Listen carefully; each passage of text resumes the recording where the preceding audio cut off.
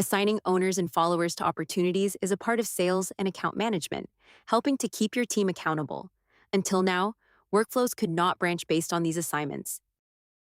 This update makes it possible to use opportunity ownership data in automation. Let's check the changes. When evaluating an opportunity, the branch checks the opportunity owners and routes contacts down the appropriate branch based on the user.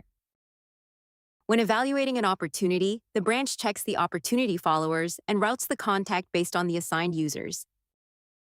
Let's go over how to use these new filters in your if-else branches.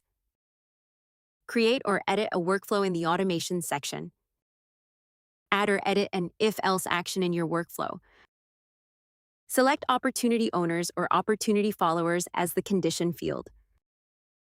Configure your condition by selecting an operator and a value, then save the workflow. This lets you route contacts based on their assigned owners or followers, removing a previous limitation where these fields were not available for branching logic and increasing the automated management capabilities of your workflows. We hope you enjoy it.